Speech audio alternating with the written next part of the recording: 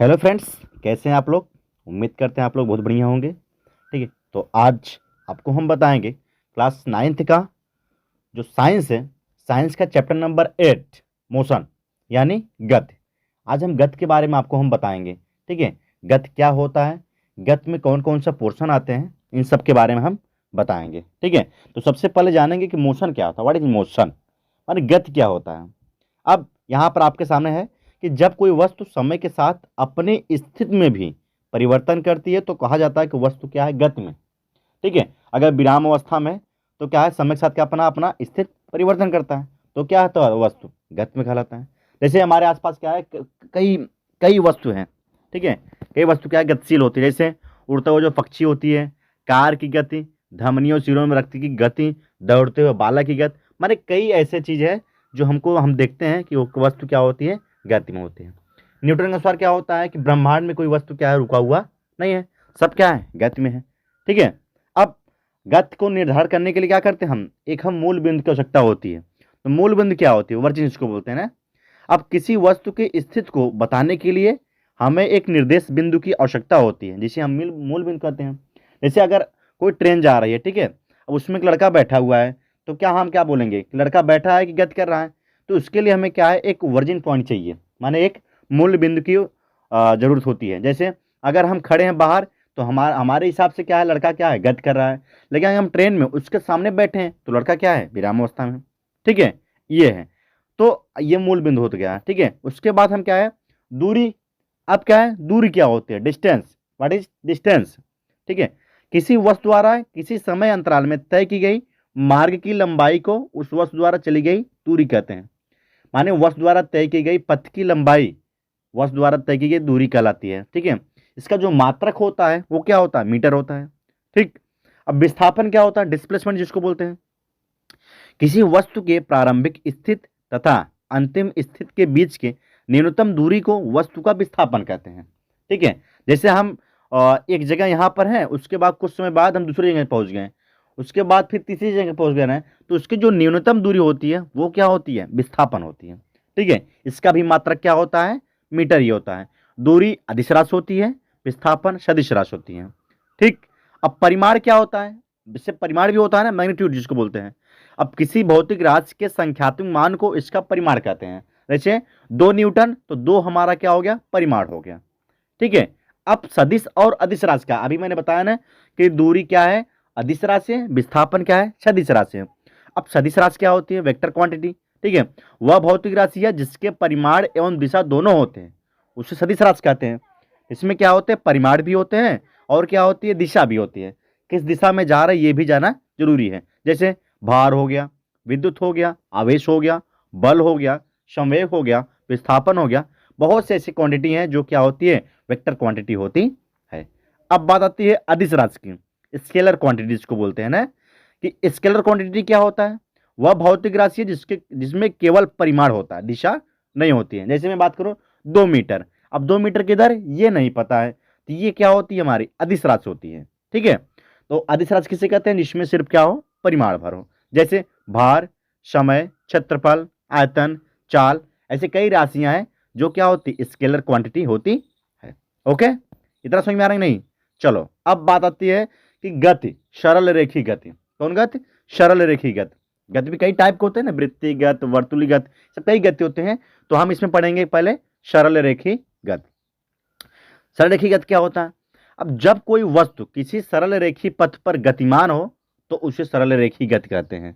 ठीक है, सीधी रेखा में से क्या है, गतिमान रहता है, उसको क्या बोलेंगे हम, सरल रेखी गति बोलते हैं। अब दूरी और विस्थापन का उपयोग क्या होता है ये भी जान लेना है।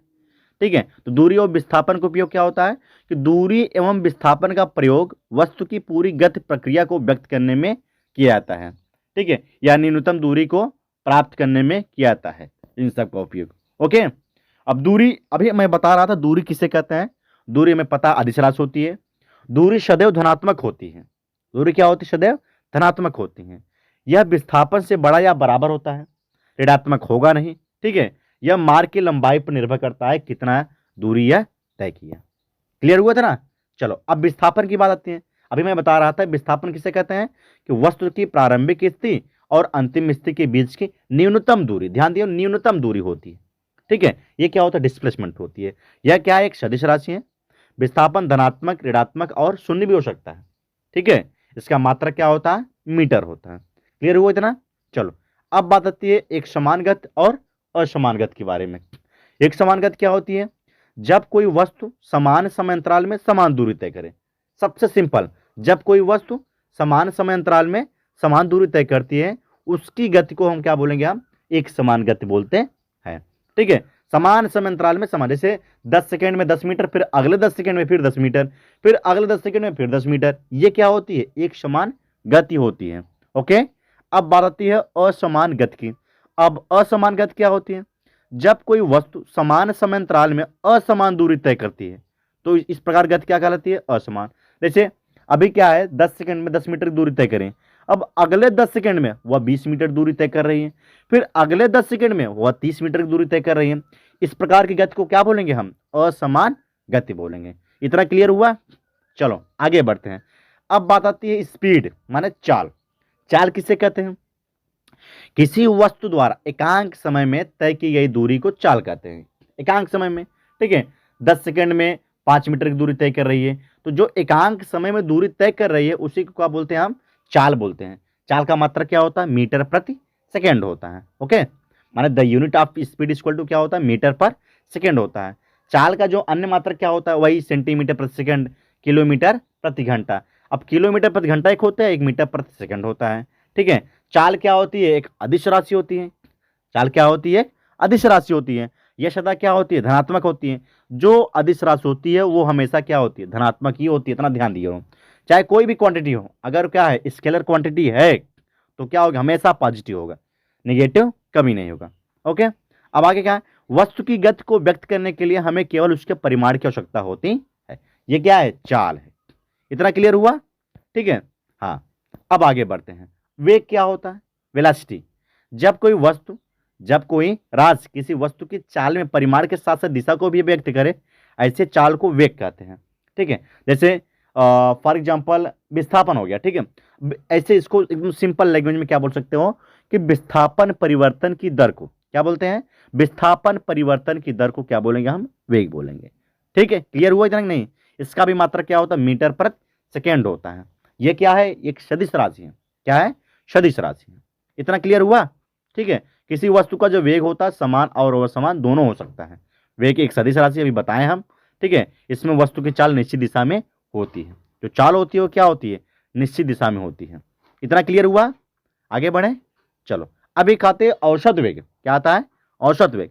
जब एक वस्तु सीधी रेखा में बदलती हुई चाल के साथ गति कर रही है तो हम इस गति के दर को परिमाण को औसत वेग के रूप में व्यक्त करते हैं। औसत वेग बराबर क्या होता है, प्रारंभिक वेग और अंतिम वेग का जो एडिशन होता है अपान में टू, माने भी एवरेज इक्वल टू क्या होता है, यू प्लस भी अपान टू। इतना क्लियर हुआ? चलो अब आ जाओ वेग के प्रकार। ठीक है, एक समान यूनिफॉर्म वेलोसिटी क्या होती है, अभी हम एक चीज बता रहे थे आपको, एक समान गति। अब क्या बताएंगे, एक समान वेग। ये वही चीज है, गति और वेग क्या है, एक ही है। ठीक है, तो एक समान वेग क्या होता है, जब कोई वस्तु समान समय अंतराल में समान विस्थापित होती है, वस्तु के इस प्रकार के वेग को क्या बोलेंगे हम, एक समान वेग। एक समान वेग क्या होता है, जब कोई वस्तु समान समय अंतराल में समान विस्थापित होती है तो क्या होती है वेग, वेग एक समान वेग कहलाती है।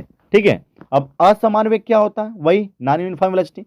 जब कोई वस्तु समान समय अंतराल में असमान विस्थापित होती है तो वस्तु के इस प्रकार के वेग को हम क्या बोलेंगे, असमान वेग बोलेंगे। इतना क्लियर हुआ? चलो आगे बढ़ते हैं।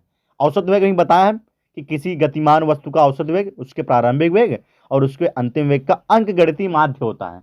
हम लोग पढ़े होंगे मैथ्स में कि माध्य क्या होता है, कुल पदों का योग बटे पदों की संख्या। अब इसमें पदों का योग क्या है, u और v दो है तो u plus v upon two, अभी बता रहे थे।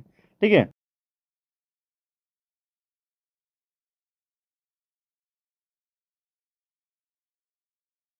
चलो आज के लिए बस इतना ही। मिलेंगे अगले वीडियो में, फिर आपको मोशन के बारे में और अतिरिक्त जानकारी देंगे। अगर वीडियो अच्छी लगी हो तो लाइक जरूर कर देना। Okay, thanks.